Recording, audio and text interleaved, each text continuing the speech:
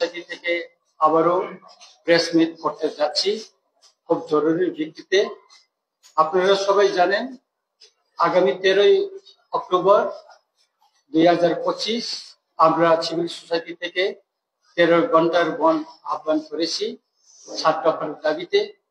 কিন্তু বিভিন্ন সমাজের বিভিন্ন অংশের সঙ্গে কথা বলে, সিভিল সোসাইটির লোকেদের সঙ্গে কথা বলে এবং অন্যান্য সমাজের বিভিন্ন যারা আমাদের বুদ্ধিজীবী মহল তাদের সঙ্গে কথা বলে আমরা তাদের অনুরোধকে আমরা রাখতে হয়েছে যে যাতে দেওয়ালির আগে অথবা কালী পূজার আগে ওনারা একটা অনুরোধ করেছেন আমাদেরকে যাতে আপনারা বনটা আহ্বান না করেন, আমাদেরকে যাহা থেকে আসা যাওয়া বা পূজা পার্বণের এই সিজনে যারা আপনারা বন না করেন তাদের তরফ থেকে আমাদের প্রতি একটা অনুরোধ রয়েছে যে আপনারা পূজার পরে ইয়ে করুন। তাই আমরা সিভিল সোসাইটির বিভিন্ন অংশের সঙ্গে আলোচনা করে আজ আমরা সিদ্ধান্ত নিয়েছি 13 তারিখ বনটা আগামী 23 তারিখ অক্টোবর 2025 12 ঘন্টা থেকে সেটা 24 ঘন্টা করা হয়েছে। ওই দিন ভোর 6টা থেকে পরের দিন ভোর 6টা পর্যন্ত বন চলবে। এর ভিতরে আমাদের যেটা ফায়ার সার্ভিস বা অ্যাম্বুলেন্স এই সমস্ত ইয়ে করা আছে।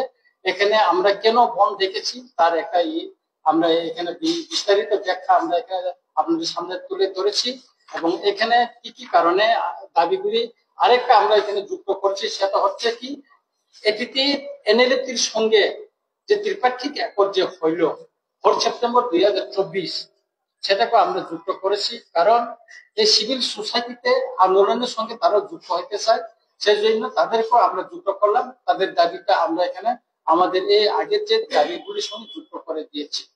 সুতরাং আমরা সবার কাছে অনুরোধ করব যে আগামী 13 অক্টোবর পরিবর্তে 23 অক্টোবর সারা ত্রিপুরায় 24 ঘন্টার বন হবে এবং আমরা যে দাবিগুলি আমরা এখানে 8 দফা দাবি দিয়েছি তাদের ভিতরে রয়েছে আমরা যে সারা ত্রিপুরা ইলিগাল মাইগ্রেন্ট যে বিরুদ্ধে যে অপারেশন হওয়ার কথা, অ্যাডমিনিস্ট্রেটিভ অপারেশন হওয়ার কথা সেটা এখন করা হয়নি, ডিটেনশন ক্যাম্প তৈরি করা হয়নি, স্পেশাল টাস্ক ফোর্স একটা ডিস্ট্রিক্ট বাদে অন্যান্য করা হয়নি এবং ইনার লাইন পারমিট যেটা 1993 সালে এটিএফের সঙ্গে চুক্তি হয়েছিল সেটা এখনো কার্যকরী হয়নি।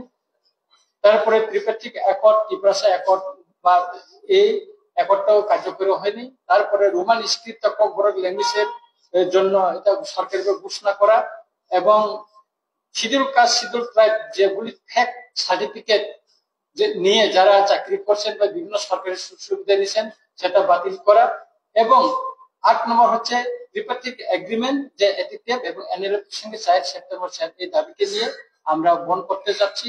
আমরা পিকেটিং আগরতলা সহ সারা ত্রিপুরায় আমরা বসবো এবং ইতিমধ্যে আমাদের ছিল যে 13 তারিখের জন্য আমরা প্রিপারেশন নিয়েছি এবং আমরা বিভিন্ন রাজনৈতিক দলকেও অনুরোধ করব যাতে আমাদের এই যে সাংবিধানিক যে অধিকার যে দাবি নিয়ে আমরা আন্দোলন করছি সিভিল সোসাইটি থেকে তারা যেন এটা নিয়ে তাদের সামিল হয়, তারা যেন এটাতে তাদের সলিডারিটি জানায় সেটা আমাদের অনুরোধ রইল।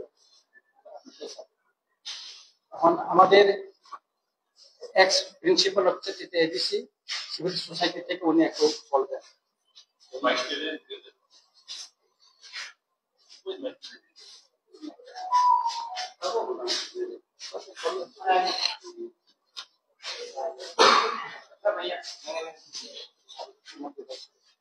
সিভিল সোসাইটির পক্ষ থেকে আমি বলছি আমার মূলত অনুরোধ থাকবে আপামর জনগণ ত্রিপুরাবাসীর কাছে যে আমাদের এই 8 দফা দাবি যার ভিত্তিতে আমরা 23 তারিখ বন আহ্বান করছি সেটা বর্তমান যুগে খুবই প্রয়োজনীয় আমাদের বাঁচার জন্য। আমাদের যারা উত্তর পুরুষ যারা আসবে তাদের সুবিধা করে দেওয়ার জন্য এই ত্রিপুরা রাজ্যে সঠিকভাবে বসবাস করার জন্য এই দাবিগুলো অত্যন্ত প্রয়োজন। আমাদের মাননীয় এমএলএ যিনি বলেছেন সে সম্পর্কে আমি মনে করব ত্রিপুরাবাসী সেটাকে সহমত পোষণ করবেন এবং এটার প্রয়োজনীয়তা অনুভব করে 23 তারিখ আমাদের আহ্বানে সাড়া দিয়ে আমাদের সঙ্গে সামিল হবেন, এই আহ্বানটাই থাকবে।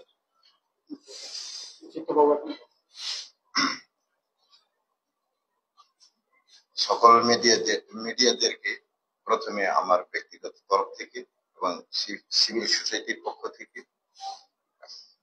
ধন্যবাদ জ্ঞাপন করছি। আমাদের যে 12 ঘন্টার যে স্ট্রাইক বন্ধ, ত্রিপুরা বন্ধ, এটা পোস্টপোন করা হয়েছে। কোন কারণে করা হয়েছে সেটা আমাদের এমএলএ সাহেব বলেছেন আমার আগেই। এই ব্যাপারে আমার বলার কিছু নেই। আমার মনে হয় সবাই পরিষ্কার বুঝে গেছেন, আশা করি বোঝার কথা। তো মূলত আমি এটাই দেশবাসীর কাছে অনুরোধ রাখবো, আমরা আগামী 13 তারিখ অক্টোবরের পরিবর্তে 23 তারিখ অক্টোবর করা হয়েছে। তো এই বন্ধ কেন করা হয়েছে আপনারা সবাই জানেন, ত্রিপুরাবাসী জানেন, ভারতবাসীরা সবাই জানেন। ভারতবর্ষে এত করাপশনের পিছনে মূল কারণ হচ্ছে অবৈধ অনুপ্রবেশকারী। এই অবৈধ অনুপ্রবেশকারী যতদিন পর্যন্ত সমস্যার সমাধান না হয় ততদিন পর্যন্ত ত্রিপুরাবাসী এবং ভারতবাসীর ভবিষ্যৎ অস্তিত্ব কোনো গ্যারান্টি নেই। কাজেই আগামী প্রজন্মের ভারতবাসী এবং ত্রিপুরাবাসীদের, কি বাঙালি, কি মুসলিম, কি ত্রিপুরী, যারা জেনুইন ত্রিপুরাবাসী অথবা জেনুইন ভারতবাসী, তাদের ভবিষ্যৎ অস্তিত্বের প্রশ্নেই এই অবৈধ অনুপ্রবেশকারী ইস্যুটা সবচেয়ে বেশি গুরুত্বপূর্ণ হয়েছে।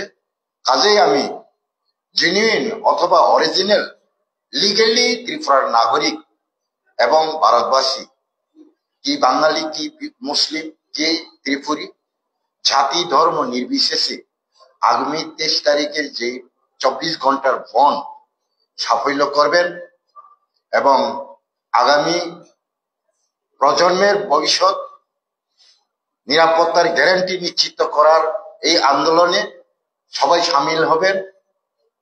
কেউ পিছিয়ে যাবেন না। এখানে কোনো জাতি ভেদাভেদের প্রশ্ন উঠে না। আমরা বলবো না এখানে সব বাঙালি বাংলাদেশি, সব ত্রিপুরী বাংলাদেশি, সব রিয়াংরাই বাংলাদেশি। গতকাল শুনেছি হজাগিরি মঞ্চে মাননীয় ত্রিপুরার চিফ মিনিস্টার বলেছিলেন এখানের রিয়াংরাও নাকি যে বাংলাদেশ থেকে এসেছে। আমি ওনাকে প্রশ্ন করতে চাই, ত্রিপুরায় বাংলাদেশ থেকে রিয়াংয়ের আগমন কত সালে হয়েছিল একটা ঐতিহাসিক প্রমাণের দরকার অথবা প্রয়োজন মনে করি। যদি এমন কোনো তথ্য প্রমাণ মাননীয় মুখ্যমন্ত্রীর কাছে না থাকেন তাহলে আমি আশা করব যে উনি তার নিজের পরিচয় দিয়েছেন। ওনার বক্তব্যের পিছনে আমি এটাই বুঝি যে উনি বলেছিলেন যে এখানে রিয়াংরাও বাংলাদেশ থেকে এসেছিলেন কোন এক সময়। ত্রিপুরীদের পরেই নাকি রিয়াংরা এই রাজ্যে এসেছেন ওপার থেকে অথবা বিভিন্ন দেশ থেকে। তার মানে উনি বলতে চাইছেন যে ত্রিপুরী জাতিরাও এখানের আদিবাসী নন, রিয়াংরাও আদিবাসী নন, আমরা সবাই আগত, এটাই বুঝাইতে চাইছে। তা আমি জানতে চাইব, আমি ওনাকে প্রশ্ন করব যে এখানে ত্রিপুরী জাতিরা কত সালে কোন রাষ্ট্র থেকে আগমন হয়েছে এরকম একটা প্রমাণ দেখা, এবং রিয়াংরা বাংলাদেশ থেকে কত সালে আগমন হয়েছেন এটা তার একটা প্রমাণ সহকারে যুক্তি দেখানো হোক। এই প্রশ্নে আমি কেন গেলাম যে এখানে যখনই বেআইনি অনুপ্রবেশকারীর ইস্যু নিয়ে সারা ভারতবর্ষে খুব একটা গুরুত্বপূর্ণ বিষয় হয়ে প্রতিটি 150 কোটি মানুষের মুখে মুখে উচ্চারণ হচ্ছে, তখনই ওনার কাছে এই বক্তব্য উনি নিজেও মনে হয় বাংলাদেশ থেকে আগত, এটাই উনি পরিচয় দিয়েছেন আমি আশা করি। কাজেই আমরা সিভিল সোসাইটি কোনোদিন মনে করব না যে সব বাঙালি বাংলাদেশি, সব মণিপুরি বা রিয়াং বাংলাদেশি, সব ত্রিপুরী বাংলাদেশি, আমি সেটা বলবো না। ভারতের সংবিধান রচনা হয়েছে ভারতের স্বাধীনতার পরে 1949 26শে জানুয়ারি থেকে ভারতের স্বাধীন রাষ্ট্রের সংবিধান কার্যকরী হয়েছে। সেই সংবিধান মোতাবেক যাদেরকে নাগরিক স্বীকৃতি দিয়েছেন সংবিধান, ওরা ভারতের নাগরিক হবেন।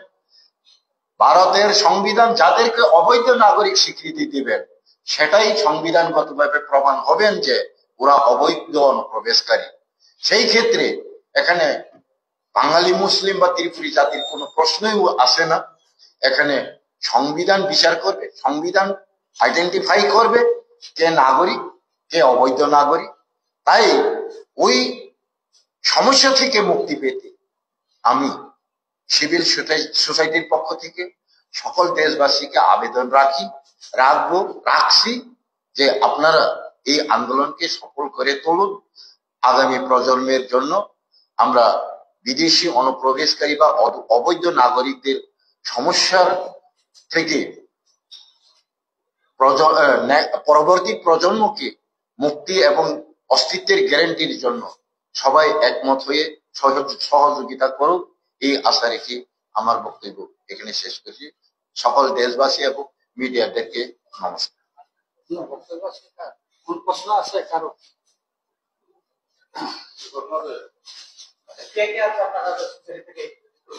উনি ডিপিএফ যে ত্রিপুরা পিপলস ফ্রন্ট থেকে পাতাল পিনার, উনি ভাইস প্রেসিডেন্ট ছিলেন। উনি আমাদের সিভিল সোসাইটি আছেন। উনার চিত্র দেব বর্মা।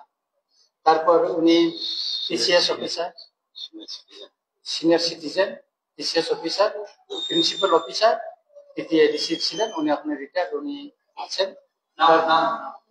অমরদীপ দেব বর্মা, চিত্তর দেব বর্মা, উনি এটিটিএফ এর চিফ অফ আর্মি স্টাফ ছিলেন, উনি এখানে আছেন।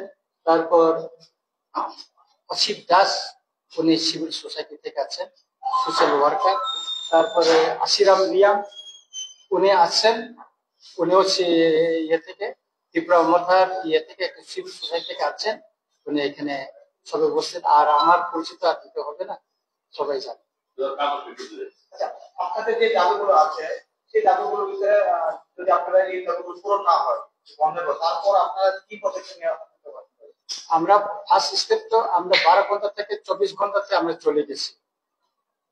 পরবর্তী সময় আন্দোলন তো শুরু হবে, আন্দোলনের সিজন চলে আছে, এখন আন্দোলন হবে। এখন খেতি কাজগুলি বন্ধ হয়ে গেছে। সিভিল সোসাইটি যেগুলি দাবি আছে সরকার তরফ থেকে বলুক এটা অসাংবিধানিক, এটা যে আমাদের যে অধিকার, এগুলি আমরা এখানে যে সমস্ত দাবি তুলছি, এটা আপনার মিনিস্টার অফ হোম অ্যাফেয়ার্স থেকে নোটিফিকেশন করা, এটিটিএফ হোক বা ত্রিপুরা মথার সঙ্গে যে চুক্তিগুলি হয়েছে, ত্রিপাক্ষিক চুক্তি, সে চুক্তির যে দাবিগুলি এখানে উল্লেখ করা আছে। আমরা কোথাও কোনো চুক্তির বাইরে বা সংবিধানের বাইরে কোনো দাবি তুলছি না। সেটা এখানে ত্রিপুরাসাদের জাতীয় অস্তিত্ব এবং তাদের আইডেন্টিটি রক্ষা করার জন্য আমরা এই দাবিগুলি তুলেছি।